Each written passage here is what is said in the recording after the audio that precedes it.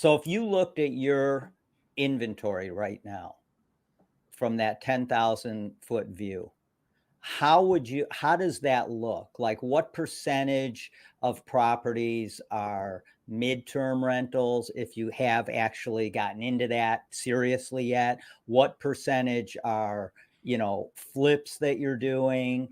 And how does your inventory break out now if I looked at it from up here?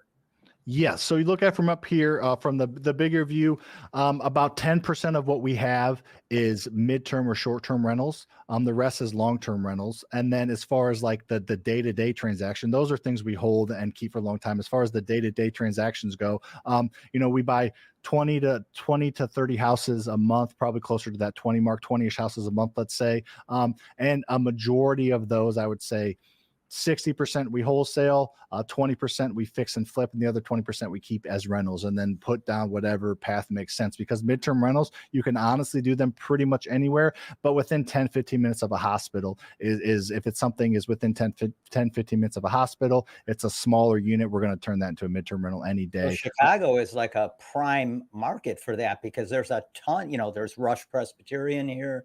There's other big hospital. Minnesota is a huge market for that, because of their medical, the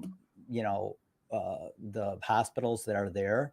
So, yeah, that's really interesting. And are you looking at this primarily from the traveling nurse kind of perspective, or is there another genre,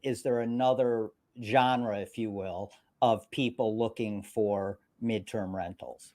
A majority of it is that traveling nurses. And then I'll finish that, but to piggyback on your point, you're right. Chicago is because that's tougher to cash flow with, the taxes and things like that up in Chicago. And the biggest markets, which is interesting how the markets fluctuate. Again, that perspective thing that I love. It's usually that I tell people Midwest, Southeast, red states are the best to own single family rentals in. Just the laws, the taxes, not getting political. They're just better to own real estate in. However, the biggest opportunities are in California, New York, and Chicago, and those type of states for this midterm rental, because your cash flow kind of can be super max succeeded because of the midterm rental space. And places like New York and even Dallas have recently said no more short-term rentals. All right, and the way they get around that is they say 30 days or more.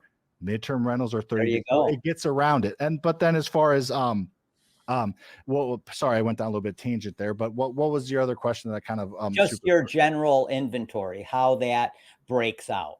Yeah. So in general, it's going to be a majority of what we do every single day is what we wholesale and we flip. It's our daily transactions. We have 3 companies, 46 employees. The biggest one is the flipping company. 23 people work for that company. So we need buyers. We have rehabs. We have contract to close, marketing. So that's the biggest head of the snake.